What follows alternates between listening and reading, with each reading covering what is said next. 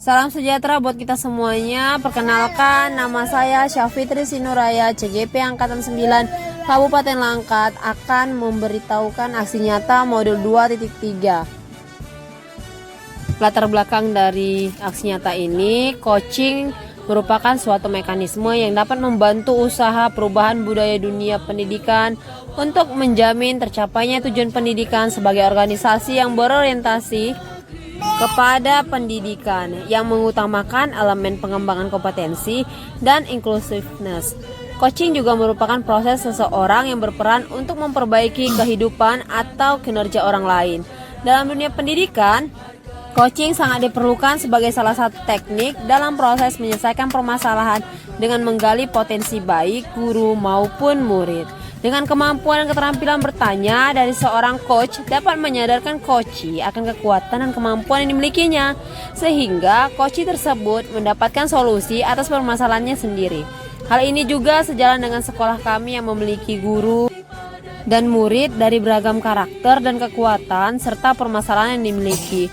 Oleh karena itu, melalui kegiatan coaching ini, saya ingin menerapkan dan melakukan aksi nyata bersama rekan sejawat di sekolah saya dalam mempraktikkan keterampilan komunikasi melalui coaching. Tujuan tindakan aksi nyata ini sebagai membantu menyelesaikan permasalahan yang dihadapi baik guru maupun murid yang dalam permasalahan dengan menggali potensi pada dirinya. Nah, tahapan supervisi akademiknya ada 3 tahap. Yang pertama, praobservasi, tahap CGP atau supervisor dan rekan sejawat melakukan percakapan mengenai proses pembelajaran yang akan dilakukan dan yang menjadi fokus pengembangan.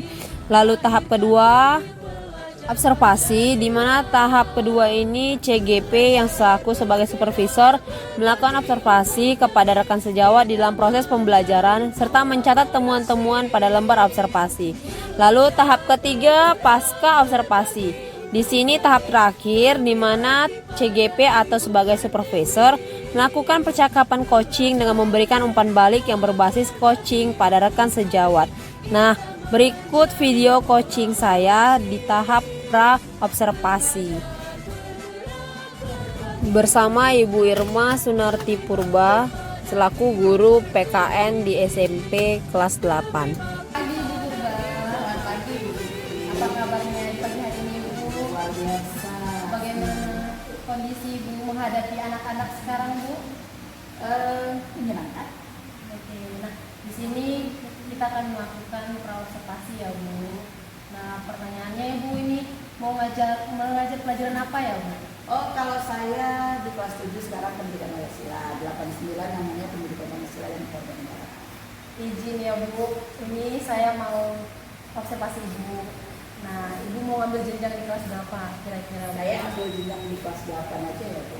Oke, nah kira-kira nih di kelas 9 Bu, di kelas 8 ya Bu, Iya. maaf ya Bu. Lalu indikator apa yang Ibu lakukan, Ibu buat di kelas 8 ini, Bu? Kebetulan kan ini materinya di bab 3 karena sudah memasuki akhir semester, dia membahas tentang tata urutan peraturan perundang-undangan. Pasti indikatornya dia harus kenal dulu makna peraturan perundang-undangan, lalu dia menganalisis kemudian apakah fungsi dari peraturan perundang-undangan itu dalam kehidupan sehari-hari, apakah itu terimplementasi dalam kehidupannya, karena betul kan negara kita negara hukum termasuk dalam Undang-Undang 45. Kalau dibilang di buku pendidikan Pancasila termasuk menyadarkan bahwa kita menanamkan kepada murid kita supaya bersadar berkonstitusi. Nah, terkait dari indikator yang Ibu buat, metodenya bagaimana sih Ibu buat? Kalau metodenya pasti yang pertama kita harus eksplorasi konsep dulu. Gak bisa ke murid kita kan tingkatnya SMP kelas 8. Murid kita pasti kita kasih eksplorasi konsep, pemahaman konsep dasar dulu, baru mereka menganalisis eksplorasi lebih lagi melalui diskusi tanya jawab, baru fokus diskusi, setelah fokus diskusi mereka observasi. Nah, observasi di lapangan. Oh, luar biasa ya Bu. Alasan Ibu menggunakan metode itu apa, Bu? Alasan saya karena kan pendidikan Pancasila ini, kewarganegaraan ini tuh tidak bisa hentel. Dia harus diimplementasikan dan bisa ditarik garisnya dari kehidupan kita sehari. Jadi contohnya kalau di kehidupan mereka sehari-hari mereka jadi lebih paham, oh ini begitu ya, nilai-nilai dari konstitusi Undang-Undang 45 itu begitu ya. Contoh kayak di pasal 1 ayat 1 Indonesia kalau negara sudah memiliki republik, kita harus jelasin negara kesatuan itu bagaimana. Ada juga masuk unsur IPS, jadi kadang-kadang saya juga bisa tanya aja sama guru IPS, itu kadang-kadang saya suka berkolaborasi. Ya, luar biasa ya Bu, Ibu gunakan kolaborasi dalam mengimplementasikan pembelajaran Ibu di kelas 8 ini. Ya. Nah, alat dan bahan yang Ibu gunakan untuk membuat itu berjalan dengan lancar apa ya Bu? Alat dan bahannya sebenarnya sederhana. Saya suka itu ada grup diskusi dari WA. Kalau yang tidak masuk di WA nanti kita diskusi lebih dalam di kelas.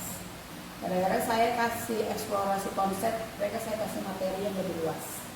Makanya saya bisa kasih kadang nanti link-link yang berkaitan dengan materi tersebut. Jadi mereka kaya kasana dengan materinya dan mulai cari lagi lebih. Jadi kita buka ruang diskusi. Ya caranya memang sebenarnya untuk mereka menyamankan dulu mereka untuk bertanya ke kita. Jangan takut dulu. Oke, luar biasa. Jadi ini Bu sama nggak ini tahapan pembelajarannya bagaimana Ibu buat? Apakah berbeda dengan kelas 7, kelas 8, kelas 9? Kalau di kelas 8 saya ikuti kurikulum 2013. Masih pakai tahapan 5M. Apa aja itu? 5M itu berarti dia harus mengerti dulu konsepnya. Oke. Kemudian eksplorasi, mereka setelah eksplorasi melakukan diskusi. Setelah diskusi mereka mempresentasikan. Oke, luar biasa ya Bu. Nah di sini saya juga tertarik apa aja persiapan tertulis yang Ibu siapkan untuk pembelajarannya di kelas. Untuk materi, Iya, materinya saya siapkan media pembelajaran interaktif. Kalau sekarang kan kita bisa menggunakan aplikasi Canva, jadi dia lebih menarik. Anak-anak saya kasih linknya dulu, medianya, terus kita kasih kuis yang berbasis kuisis. Anak-anak lebih suka kuisis. Nah, kuisis itu mereka tertarik dan tertantang, agar lebih mudah menurut mereka. Oke, bisa Ibu menggunakan media pembelajaran yang zaman sekarang ya Bu. Iya. Nah di sini materi yang Ibu anggap itu sulit untuk siswa apa? Apakah ada atau enggak? Kalau materi PKN bagi ini sebenarnya kalau secara observasi, ketika mereka saya wawancara itu sulit Bu. Banyak istilah dalam pendidikan Pancasila kewarganegaraan yang mereka nggak paham, karena memang benar.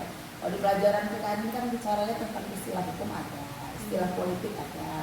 Jadi untuk istilah-istilah tersebut tuh memang kita harus lebih mendalam kepada mereka. Tidak langsung main begini, tapi mereka harus kita jelaskan dulu kalau ini artinya begini. Jadi kalau kita bilang di PKN itu harus banyak glosarium.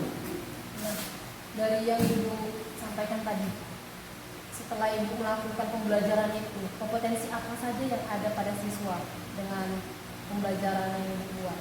Kompetensi, Ya. kompetensi mereka. Iya. Pertama sekali pasti literasi. Oke. Wajib. Karena di pendidikan Pancasila itu wajib literasi memahami. Karena di pendidikan Pancasila bukan hanya membaca, tapi dia harus memahami dan mengerti serta dia harus bisa menganalisis.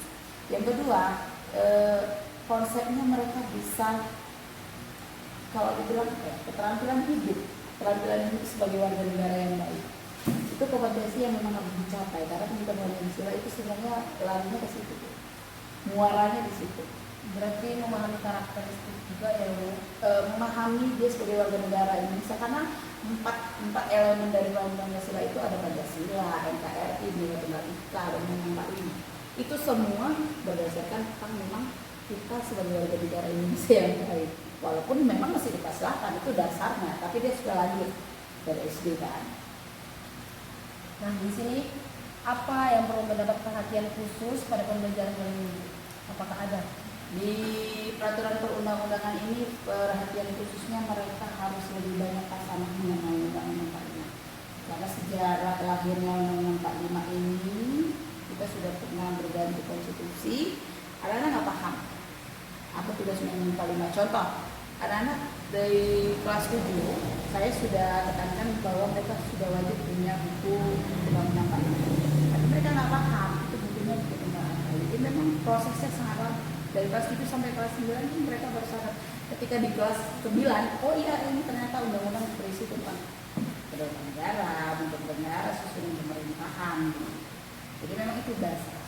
Jadi pemahaman konsep mereka itu bukan hanya paham materi, tapi paham implementasi pelaksanaan dari LMM 4 ini. Oke, luar biasa ya Bu. Terima kasih. Nanti di observasi saya lihat lagi gimana ya Bu. Iya. Lanjutannya.